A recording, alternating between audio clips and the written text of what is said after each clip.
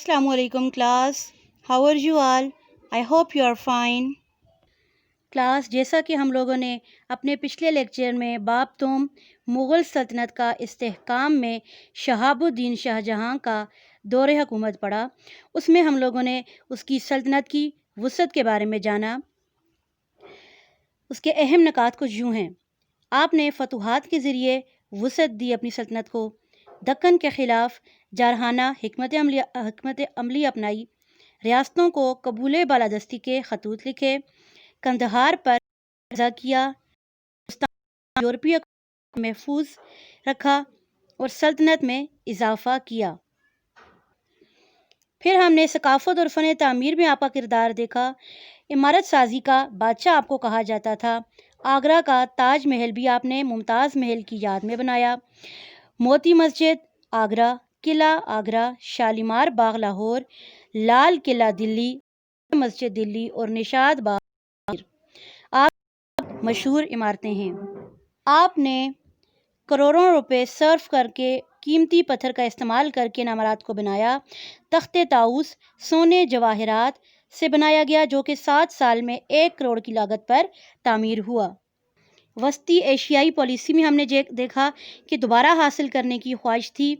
वस्ती एशिया को 1640 में आपने शहज़ादा मुराद और अली मर्दान को बलख और बदख्शां पर कब्ज़ा करने के लिए भेजा। नामुवाफिक आबो हवा की वजह से वो वतन वापस आ गए और वस्ती एशियाई मुहिम के नताइज हमारे सामने आए। शाहजहां के बेटों के दरमियान तख्त नशीनी की जंग। शाहजहां की बीमारी और तख्त नशीनी की जंग हुई। दारा की तख्त नशीनी की गई। दारा शिकवा की साजिश हुई और भाइयों का उस पर रद्द अमल देखा हमने। खून रेज जंगें हुई और दारा को शिकस्त हुई। औरंगज़ेब की फतह हुई।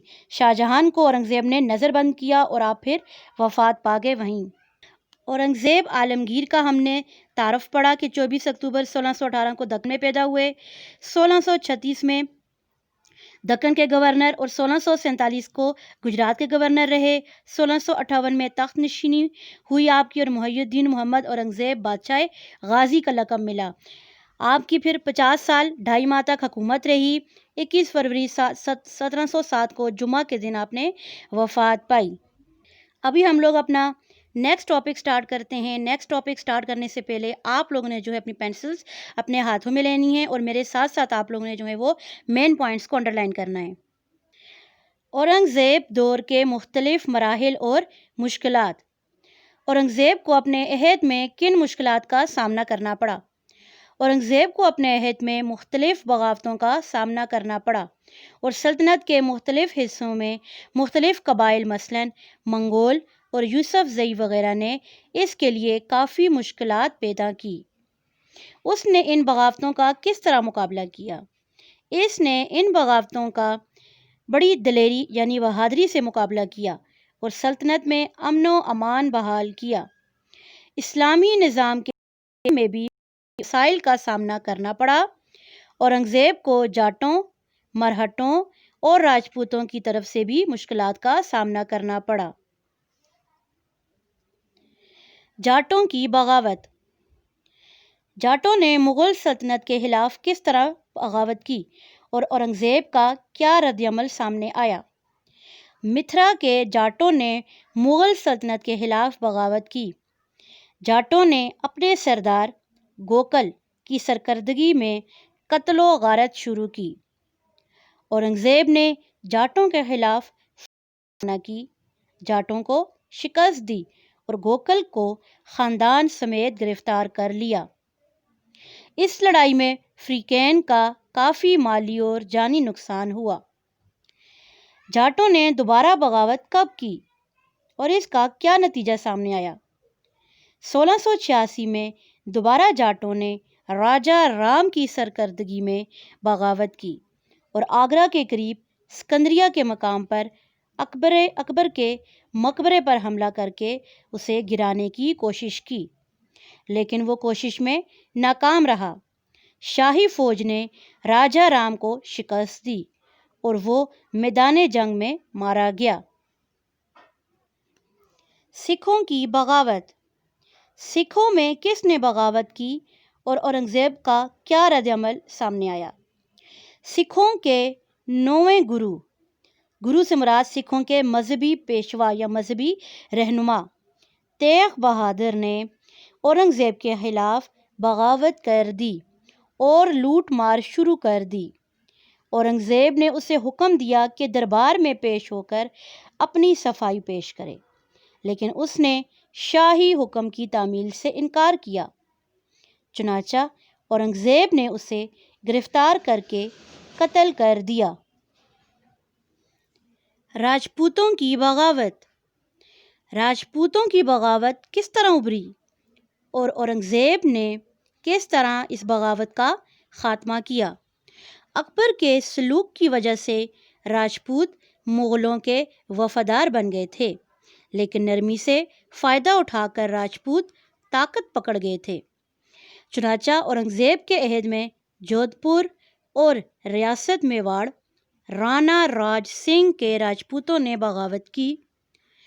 اورنگزیب نے راجپوتوں کی بغاوت کو کچلنے کے لیے کئی فوجیں بھیجی اور آخرکار کئی خونریز جنگوں کے بعد راجپوتوں کی بغاوت کو دبایا گیا اور ان علاقوں پر حکومت کی عملداری قائم کی گئی۔ اورنگزیب کی دکنی مہم جوئی کے نتائج اور مرہٹوں کا زور پکڑنا۔ اورنگزیب کی دکن پالیسی کیا تھی؟ اورنگزیب کی دکن کی پالیسی آپ کے آباء و اجداد کی پالیسی سے مختلف نہیں تھی۔ آپ کی خواہش تھی کہ آپ کی ریاست جنوب کی طرف وسعت اختیار کرے۔ اورنگزیب شمالی ہند پر توجہ مرکوز کر چکا تھا کہ جنوب میں مرہٹوں کی ابھرتی ہوئی طاقت نے ایک اور مسئلہ پیدا کیا۔ اورنگزیب نے خود دکن جانے کا ارادہ کیوں کیا؟ لہٰذا اورنگزیب نے خود دکن جانے کا ارادہ کیا۔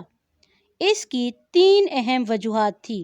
اول یہ کہ بیجاپور اور گولکنڈہ کی زوال پذیر ریاستوں پر قبضہ کیا جائے، دوم اپنے باغی بیٹے اکبر پر قابو کیا جائے، اور سوم مرہٹوں کی بڑھتی ہوئی طاقت کو کچلنا۔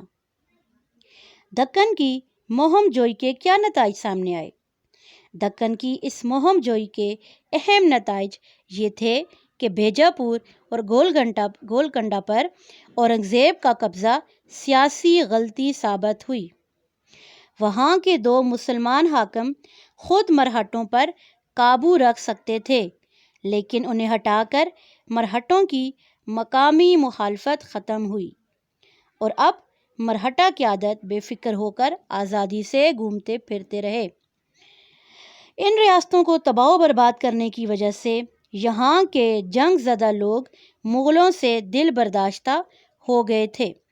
ان میں انتقامی جذبہ پیدا ہوا اور مرہٹوں نے اپنی فوجی طاقت میں اضافہ کیا۔ اورنگزیب کی دکن پالیسی کیوں ناکام ہوئی؟ اورنگزیب کی دکن کی پالیسی ناکام ہوئی اور مرہٹے پوری طاقت کے ساتھ ابھرنے لگے۔ اورنگزیب کی ناکامی کی وجوہات یہ تھیں کہ مرہٹوں نے مغلوں کو جنوب میں دیکھ کر اپنی فوجی طاقت میں بے پناہ اضافہ کیا۔ مرہٹا فوج گوریلا جنگی حربوں سے روشناس تھی۔ جنوب میں مرہٹوں کی ابھرتی ہوئی طاقت مغل سلطنت کے لیے سب سے بڑا خطرہ تھا۔ مرہٹا سربراہ شیواجی نے مغلوں کے اوسان خطا کیے۔ یہی مرہٹا طاقت اورنگزیب کی ناکامی کا سبب بھی بنی۔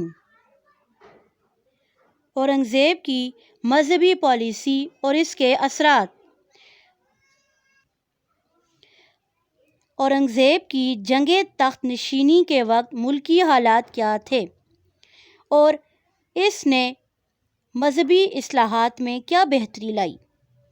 اورنگزیب عالمگیر نے تخت نشین ہوتے ہی اسلامی طرز زندگی کو رواج دینے کی کوشش کی۔ جنگ تخت نشینی کی وجہ سے ملک میں بد امنی اور انتشار تھا۔ مختلف ٹیکسوں اور جرمانوں نے لوگوں کی مشکلات میں اضافہ کر دیا تھا۔ اورنگزیب نے 80 قسم کے مختلف ٹیکسوں کو جو ہندوؤں اور مسلمانوں کو سرکاری خزانے میں جمع کرانے پڑتے تھے معاف کر دیے۔ اورنگزیب نے سکھوں پر کلمہ کندہ کرنے کے رواج کو بھی ختم کر دیا تاکہ اس سے کلمے کی بے حرمتی نہ ہو۔ اس نے کئی غیر اسلامی رسموں پر بھی پابندی لگا دی۔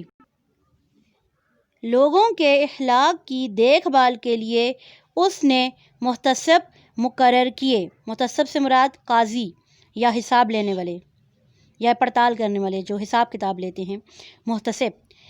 شراب اور منشیات کا استعمال ممنوع قرار دیا۔ مساجد اور خانقاہوں کی مرمت کروائی۔ مؤذنوں یعنی اذان دینے والوں کی تنخواہیں بھی مقرر کی۔ اورنگزیب کی اس مذہبی پالیسی کے کیا اثرات سامنے آئے؟ اورنگزیب نے ہندوؤں سے رواداری کا سلوک کیا۔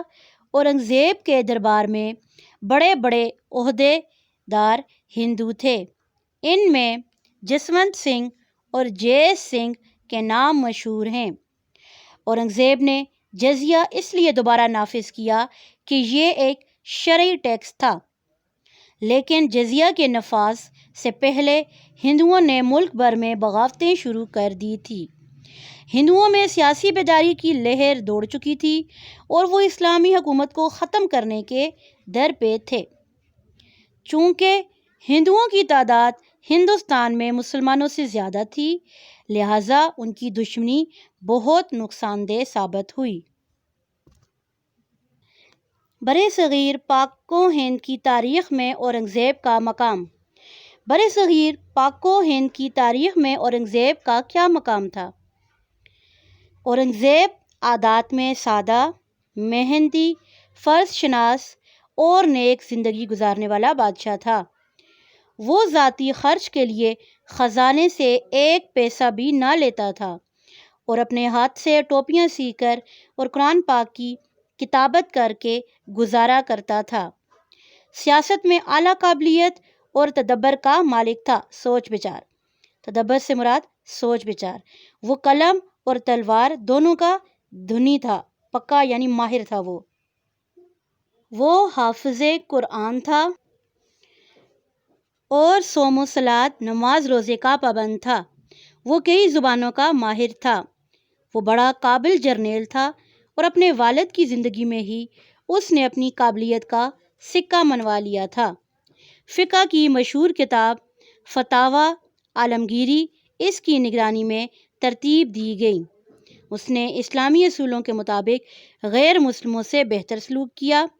ہندو جو سابق بادشاہوں کے غیر اسلامی طریقوں کی وجہ سے سلطنت پر چھا گئے تھے، اس کی مخالفت پر اتر آئے اور اس کی سلطنت کو ختم کرنے کی کوشش کی۔ اورنگزیب نے مرہٹوں، سکھوں، جاٹوں اور راجپوتوں کی بغاوت کو سختی سے کچلا۔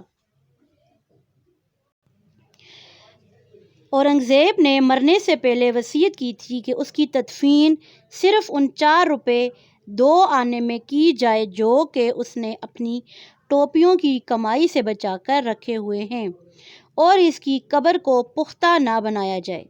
اورنگزیب نے تقریباً 90 سال کی عمر میں وفات پائی۔ کلاس آج ہم لوگوں نے جو ہے وہ اورنگزیب دور کے مختلف مراحل اور مشکلات کے بارے میں جانا۔ ہم نے دیکھا کہ آپ کو مختلف بغاوتوں کا سامنا تھا جن میں جاٹوں، مرہٹوں اور سکھوں کے قبیلے شامل تھے، لیکن آپ نے کمال کی دلیری سے مقابلہ کرتے ہوئے ان مشکلات کا حل نکالا۔ جاٹوں کی بغاوت میں ہم نے دیکھا کہ جب جاٹوں نے بغاوت کی تھی تو اورنگزیب نے ان کا ڈٹ کر مقابلہ کیا اور جاٹوں کو شکست ہوئی۔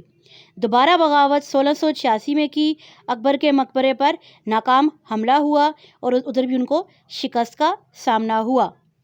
سکھوں کی بغاوت، سکھوں کے 9ویں گرو تیغ بہادر کی بغاوت ہوئی۔ اورنگزیب کا حکم صفائی پیشی سے انکار اس نے کیا، چنانچہ اس کو گرفتار کر کے قتل کر دیا گیا۔ راجپوتوں کی بغاوت، راجپوتوں سے نرمی کی وجہ سے وہ بغاوت پر اتر آئے تھے۔ خون ریز جنگیں ہوئی اور دوبارہ مغل حکومت کو استحکام ملا۔ اورنگزیب کی دکنی مہم جوئی کے نتائج اور مرہٹوں کا زور پکڑنا۔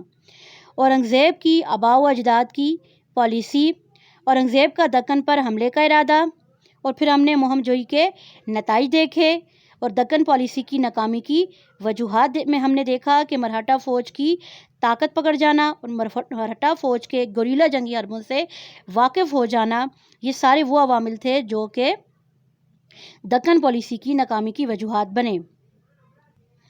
औरंगज़ेब की मजहबी पॉलिसी और उसके असरात हमने देखे कि उसने मजहबी इस्लाहात का सही तरीके से शरई लिहाज से नफाज किया था, जिस पर हिंदुओं की बगावत हुई। हिंदुओं का इस्लामी हुकूमत को ख़त्म करने की कोशिश की गई। बरे सग़ीर पाको हिंद की तारीख़ में औरंगज़ेब का हमने मकाम जाना कि औरंगज़ेब की ज़ाती सफ़ात के बारे में हमने जाना कि वो एक मेहनती, नहायत ही ईमानदार, फ़र्ज़ शनास और आला काबिलियत और तदब्बर का मालिक था, नहायत ही दीनदार था। फतावा आलमगीरी जो किताब थी वो इसी ज़माने में इसी के ज़ेर असर जो है वो ज़ेर नज़र तरतीब दी गई। हिंदुओं की मुखालफत हुई और फिर आपकी कोशिशों से इन बगावतों का खात्मा भी हो गया। क्लास अभी आप लोगों का घर का काम क्या है कि आप लोगों ने अहम नकात को या अहम पॉइंट्स से उनको अंडरलाइन करना है अपनी बुक के ऊपर।